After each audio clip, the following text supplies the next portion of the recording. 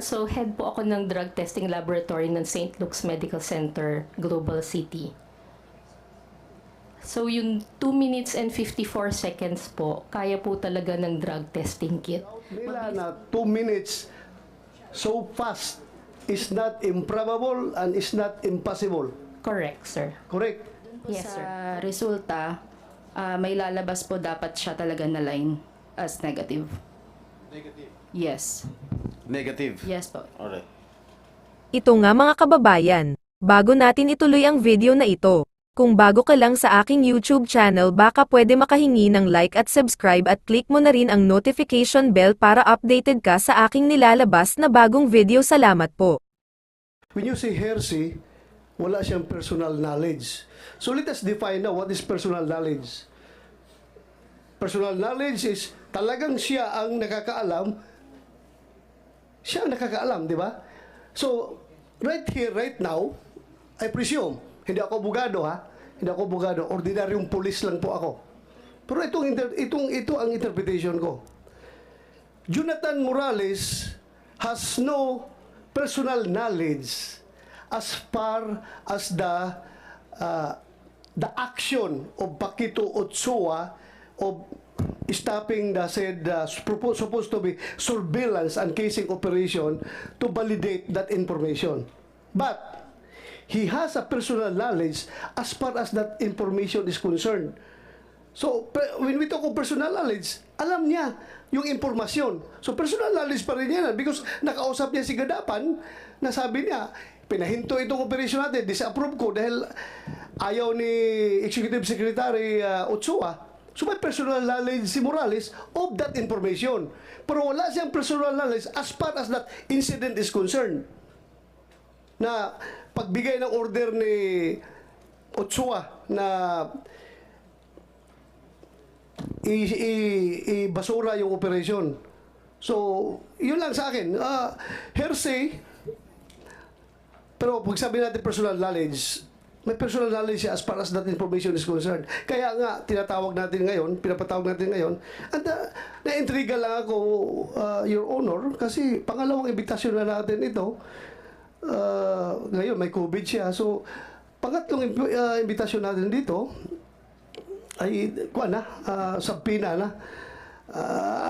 I don't think the Senate will question my actions as far as this hearing is concerned because kailangan ma-maintain natin yung credibility ng Senado na kapag tayo ini-snub ng ating mga resource person na very sensitive information na dapat makuha natin galing sa kanya, ay hahayaan na lang natin siya off the hook. So, that's the opinion of the chairman of this committee. Thank you, Mr. Chair. Yes, thank Mr. you. Chair, don't get me wrong. I am in full support of the decision of the committee chair, and I will continue to support the decision of the chairman of this particular committee, Mr. President. Thank you, Your Honor. I know you're very supportive. Mr. Chair, can I give my opening statement, if I may? Yes, you may deliver your opening statement. Thank you. Mr. Chair. Sa pagpapatuloy po ng pagdinig ng committee to, nais ko lamang pong bigyan linaw ang ilang mahalagang bagay para sa ating publiko. Ang pagsiwalat ng mga di umano'y dokumento mula sa Philippine Drug Enforcement Agency, kung mapapatunayan na wala itong basehan o katotohanan at pawag gawa-gawa lamang, ay sumasaklaw sa privacy concerns, due process at reliability of information. Ang pagbanggit ng mga pangalan ng mga individual na di umano'y sangkot sa paggamit ng ilegal na droga ay maaaring maglagay sa panganib ang kanilang buhay at may turing na paglabag sa kanilang pribadong buhay. Ito rin ay usapin na may kinalaman sa tinatawag natin due process at presumption of innocence, lalo na kung hindi ka mapapatunayan na sangkot sila sa anumang krimen sa ilalim ng tamang proseso ng batas. Maaaring biktima rin sila ng maling interpretasyon o maling pag-uugnay sa usapin ng illegal drugs. Maaari rin na magdulot ito ng political repercussions at magamit na instrumento sa pamumulitika. I am here to extend my full support as one of the vice chair of this committee to the esteemed chairperson conducting these committee hearings. It is our collective responsibility to unearth the truth behind the purported PIDEA leaks and utilize it to shape effective legislation. My colleague and I are committed to achieving this objective through a diligent and impartial approach. Ang paksa ng pagdinig ay hindi umano'y PIDEA leaks. Pero sinabi ng mga opisyal ng PIDEA na walang ganitong pangyayari. Sinasabi ni Morales, meron daw. Nasaan po ang ebidensya? Isa sa mga natutunan ko sa pag-aaral ng batas ay ang legal maxim that he who alleges has the burden to prove this. Maliban sa mga statement ni Morales, ano pang ebidensya ay pinakita niya? Wala po. Mr. Chair, dinidinig natin ang testimonya ng isang witness na naharap sa mga criminal complaints sa isang lokal na hukuman at kabilang dito ang paglabag sa Article 180 ng Revised Penal Code, ang batas na nagtatakda ng parusa para sa mga taong nagbibigay ng peke o maling testimonya laban sa isang akusado at kasalukuyan itong nakapending sa MTC San Fernando, Pampanga. Bilang mga senador, meron tayong malalim na responsibilidad na atiyakin ang katotohanan sa mga pahayag ng mga individual na tumatayong testigo o resource persons natin. Ito ay hindi lamang tungkulin natin bilang mga mambabatas, kundi isang moral na obligasyon. Walang puwang sa ating mga pagdinig ang mga nagpapakalat ng kasinungalingan o gumagawa ng perjurious statements, lalo na't nanumpa sila sa nagsasabi na pawang katotohanan lamang. Sa bawat pagdinig na sinasagawa natin, layunin natin hindi lamang ang paghahanap ng katotohanan, kundi maging ang pagbibigay ng hustisya at pagtataguyod ng kapakanan ng ating mga kababayan. Sa mga bumabatikos sa akin na wala raw ako moral ascendancy para lumahok sa pagdinig na ito dahil ako raw ay convicted ng hukuman. Nais ko lang bigyan din na ang pagdalo ko dito ay pagtupad sa akin tungkulin at responsibilidad bilang inyong senador na inihalal ng 15 milyong botanteng Pilipino na naniniwala sa aking kakayahan at nagtitiwala na kaya kong gampanan ang mga responsibilidad bilang isang lingkod bayan. Huwag kayong maglala. I am a man of conviction. Tungkulin ko na gampanan ang niaatang na responsibilidad at mandato ng taong bayan. Hindi ako titigil sa pagtupad ng aking tungkulin kahit pa may iilan dyan na inaatake ako ng personal. Ang ating paglahok sa mga pagdinig ay hindi lamang isang karapatan, kundi isang tungkulin ang ating sinumpaan. At kasama sa ating sinumpaan bilang mambabatas ay pagpapanatili ng integridad at tiwala ng ating mga kababayan sa ating institusyon. Hindi ito tungkol sa personal na interes, kundi tungkol sa paglilingkod sa bayan at pagpapalakas sa mga institusyon ng ating demokrasya. It is crucial that our legislative processes uphold the principles of truth, integrity, and fairness. Allowing the dissemination of false information and fabricated narratives not only undermines the credibility of our institutions but also jeopardizes the pursuit of genuine justice and accountability. And we must prioritize evidence-based discourse and avoid providing a platform for those who manipulate the truth for personal gain or hidden agenda. By carefully distinguishing between fact and fiction and maintaining a commitment to truthfulness, we can ensure that our legislative hearings serve the best interests of the Filipino people. And I call upon the Senate Public Order Committee to uphold its duty to the Filipino people by exercising due diligence in verifying the veracity of information presented before it and by refraining from legitimizing falsehoods and fabricated stories. Mr. Chair, before I continue, I have a witness, a surprise witness, who can maybe give some inputs because his name was mentioned during the first or the second hearing, and I want also to, with the permission of the chair, to call his attention and maybe to give some inputs and to corroborate what some of the resource persons and I myself to corroborate all the statements that I said during the last hearing, if I may, Mr. Chair. Yes, Senator Jingo Estrada. For the record, yung witness na iharap mo ay hindi yan kasama sa mga invited resource Recording in person progress. by this committee. But then again, as I have said, I am for ferreting out the truth. Thank you, Mr. Kahit Chair. na wala yan siya sa, hindi siya invited na resource person, but since dinala mo siya dito, I am willing to hear him. Huwag po kayo mag-alala. But then again, before you proceed with the presentation of your witness, I just would like to react on your opening statement that yes, I would like to thank you for those reminders. Reminders coming from a esteemed veteran colleague of the Senate. Alam ko mas marami kang alam kaysa akin. So I am taking all your advices, and rest assured that as the chairman of this committee will not go overboard.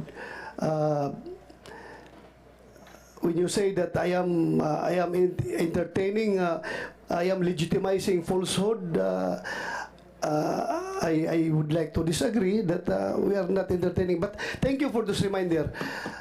Hindi naman, kaya nga tayo nagkakaroon ng hearing to hear everyone para pakinggan natin sila. Wala po tayong hidden agenda dito. It's up for us to evaluate yung mga sinasabi nila kung totoo ba yan o hindi. In fact, si Morales mismo, meron siyang mga sinasabi na pinapaniwalaan ko, meron din siyang sinasabi na medyo alanganin ako. That's just to set the record straight. And rest assured, I will do my best as the chairman of this committee na hindi magamit itong committee na ito for any hidden agenda or any political or personal agenda ng ibang tao. Itataya ko ang buhay ko dito sa hearing na ito as far as objectivity and neutrality is concerned. That's all. You may proceed. Thank you, Mr. Chair. Mr. Chairman. Senator Tolentino is seeking the floor, if you may allow. Go ahead, Senator Tolentino. Even without inquiring as to the nature of the testimony that would be given by the surprise witness, may we know, Mr. Chairman, kung nakapanumpa na ba yung surprise witness? O wala pa dito? Wala pa. Surprise nga. Surprise nga. So, therefore, you are not objecting, huh? You are not objecting to the presentation of this witness? We rely on the ruling of the chair. Well, I rule in the spirit of transparency and fairness. Kahit na hindi ko siya invited, since siya ay invited ng ating colleague, din pakinggan natin. I'm willing to hear. I rely on your ruling. I'm not so sure about the sentiments of Senator Escudero here. You want to share your sentiment? By the way, I would like to acknowledge the presence of Senator Escudero and Senator Bongo. Thank you very much, Your Honors. Mukhang dumadami na akong kasama dito. Lumalakas na yung loob ko. Andyan na kayo. Marami na akong reinforcement. Thank you. Please. Probably conditionally, Mr. Chairman, because I want to be surprised too. I don't know the nature of the testimony to be given by the witness of Senator Jinggoy. But I'm willing to go along with the chairman's ruling to allow this witness for the meantime. Well, thank you. As I have said, no holds barred ako dito. Kahit sino. Pakinggan ko. That's why we have a hearing. Para pakinggan natin. Senator Jinggoy? Before you continue, you want to say your... Okay. Say, please, Senator Mark, may opening statement ka? Okay, go ahead, Senator Jinggoy.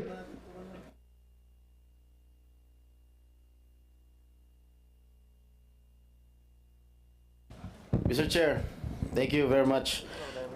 Gusto mo? Okay. Pwede natin unahin yung St. Luke's, baka habang hinihintay natin yung ating witness. Yes, unahin natin yung St. What Luke's. about St. Luke's? Anong tanong natin dito? Ha? Tungkol dun sa Drug time, test na? time ano? Yung 2 minutes na drug test. Yes. Sino nagsabi ng 2 minutes? Ikaw yun, Morales. Oh, St. Luke's. Your Honor, yun yung nakalagay doon sa sa report doon. Yes, nabasa ko. Thank you. St. Luke's. St. Maybe Luke's natin. Doktora, no? Yes, sir. You were the one who signed this? Yes, sir. Can Digital. you just explain before the committee ano raw yung kino-complain lang yung 2 minutes lapse or 2 whatever? minutes and 54 seconds. Yeah, before you answer the question, please introduce yourself para malaman namin yung qualifications mo, ma'am. Good morning po. I am Dr. Maria Cecilia Lim. I am the laboratory head of the drug testing. Before that, Doctor, I'm sorry to interrupt, Mr. Chair. Can we have our surprise witness be seated here? And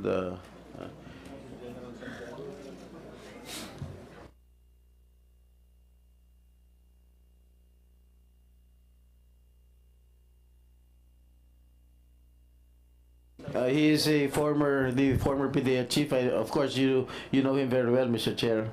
Yes, in fact, another former PDEA chair here, PDEA Director General, General Kakdak, may former senior officer in the PNP. Kahit na may sakit siya, pumunta siya dito.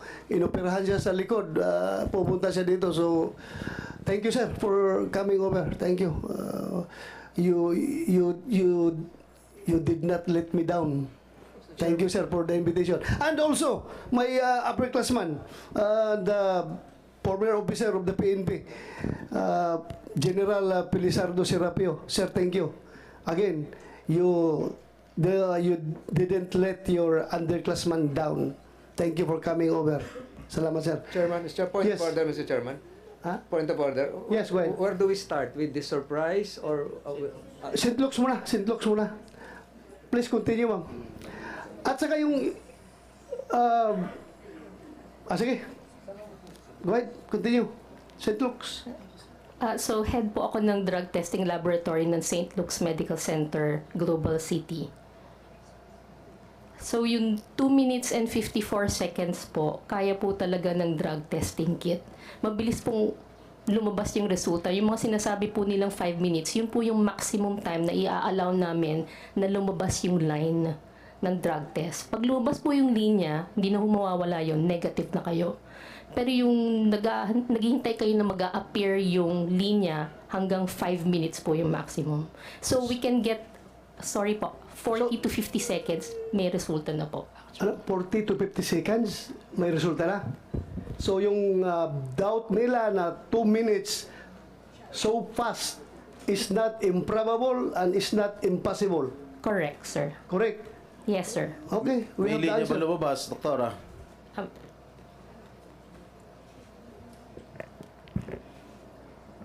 Good morning Please po. identify yourself. I'm Jereza Reyes, the drug analyst from St. Luke's Medical Center, Global City. So, as the analyst po,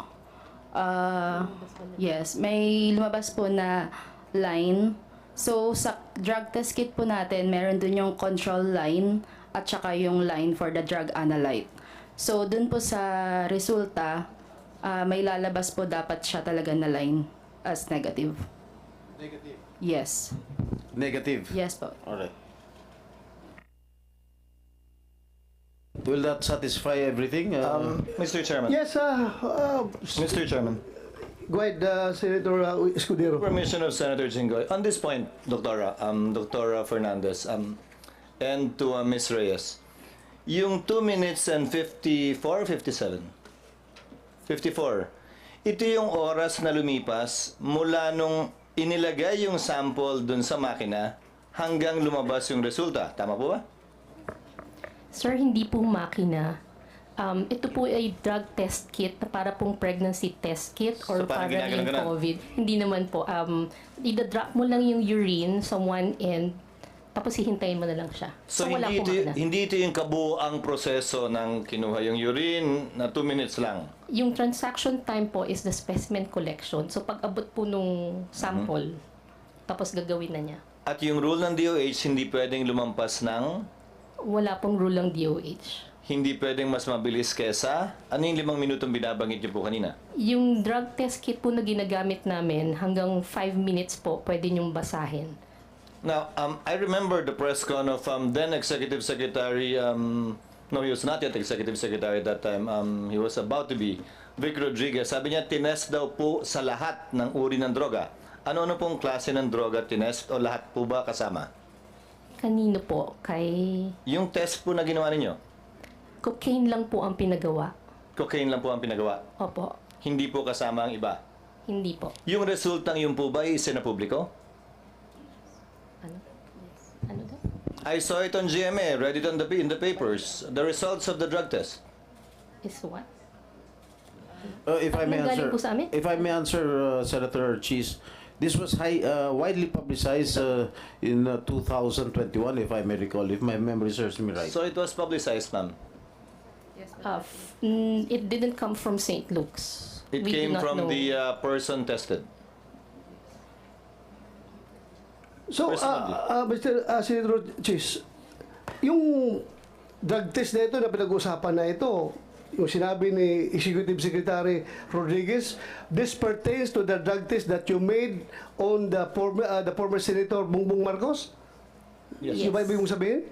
Yes. Opo. Yan yun? Opo. So, you said that particularly cocaine ang tinitest ninyo.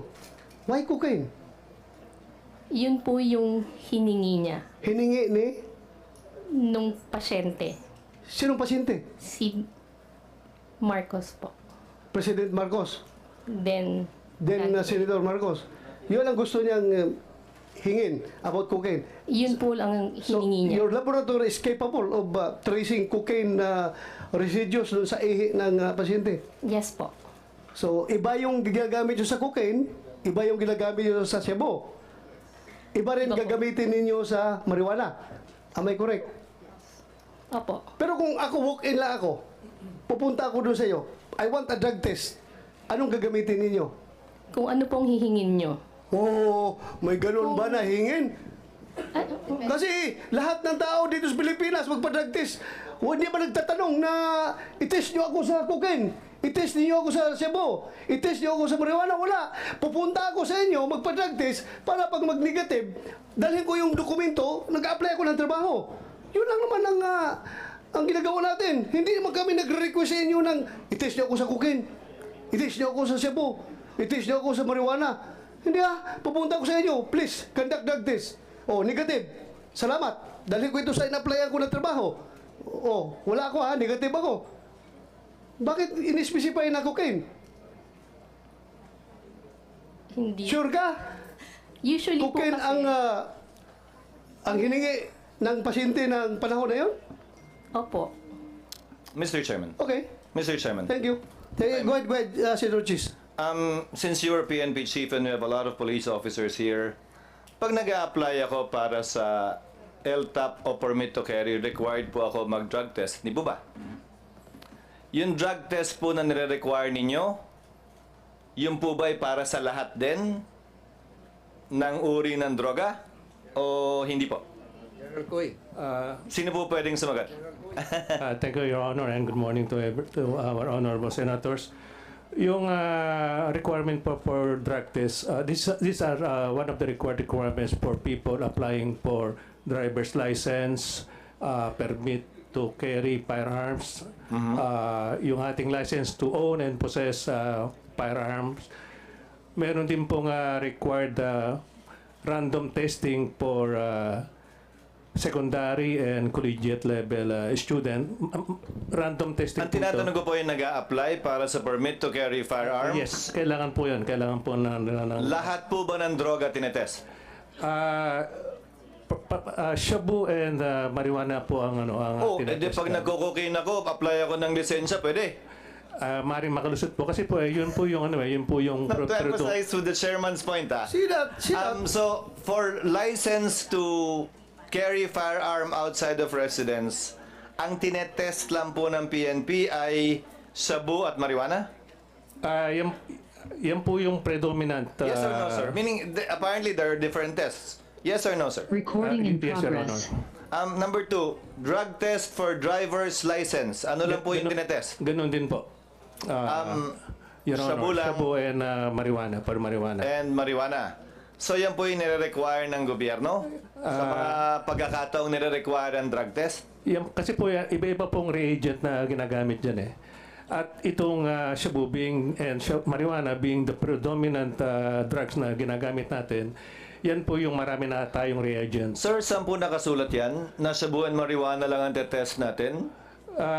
Wala naman po, pero yan po yung practice na ginagamit natin. No, on the part of PIDEA and especially on the part of the Dangerous Drugs Board, you are the part, especially the DDB, which is policy making. I think this fell into the cracks. Sino nagde-determine yung bumibili ng testing kits? Where is the policy coming from? Bakit sino nag-decide at nagsabing marijuana lamang at shabu? Meron pong dalawang test na ginagawa eh, yung screening and yung confirmatory. Pag nag-positive po yung sa first screening, ito po yung isa subject for confirmatory at Sir, dito po malalaman. Sir, I agree, sir, but my question is, where is it written na pag drug test required by government, whether for driver's license or for permit to carry firearm outside of residence, you only test for these two prohibited drugs? San po nakasulat yon? Sino nagbaba ng polisiyang yon? Sino nagdesisyon po nun? O nagkataon lang? Nakasanayan lang? Wala pong ganung policy. Yan lang po yung ginagawa siguro po dahil sa additional expenses kung gagamit pa ng reagent. Pero yun nga po, doon sa secondary testing po, doon sa confirmatory testing, dito po malalaman kung anong drugs yung na-detect doon sa initial screening. Perhaps there is another gap the good chairman of the committee can look into, Mr. Chairman. Why is it that it's only only the tests for shabu and marijuana is being used? Because clearly shabu and marijuana would be called the poor man's addictive drug, while cocaine would be the richer man's addictive drug. So kahit pala sa testing, pinapaboran yung mayaman kumpara sa mahirap. Di ba dapat kung nagtitest tayo, gaya ng sinabi ni Senator Bato, lahat na. But the point I'm driving at, Mr. Chairman, is kung ang gobyerno namimili ng kung anong droga ang itetest, lalo naman siguro kung yung individual na magpapatest, kung anong babayaran niya.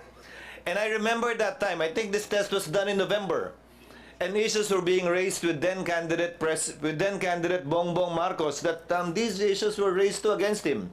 That allegedly he was a cocaine user. And that's why at that time they conducted these tests to answer in light of the political perhaps weather at that time, the issues being raised against him, although there is no legal requirement for a candidate to do a drug test. That was attempted at some point in time in our history to require a drug test, but the Supreme Court unfortunately struck it down as an additional requirement for elective office, which is not allowed under the Constitution. Unfortunately, sana nga ni-require yun, pero hindi. Sabi ng Korte Suprema, hindi pwede. Applying a higher standard, a less stricter standard insofar as running for public office is concerned. So I guess that answers the query of the chairman, and that reveals a loophole too insofar as the drug testing rules of the Philippine National Police, the PIDEA, and the DDB is concerned. Thank you, Mr. Chair. Thank you, Senator Chis. So I presume that as a result of this inquiry in aid of legislation, this committee will propose a measure requiring all candidates to undergo drug test before they will be. I know. It's bawal according to our constitution.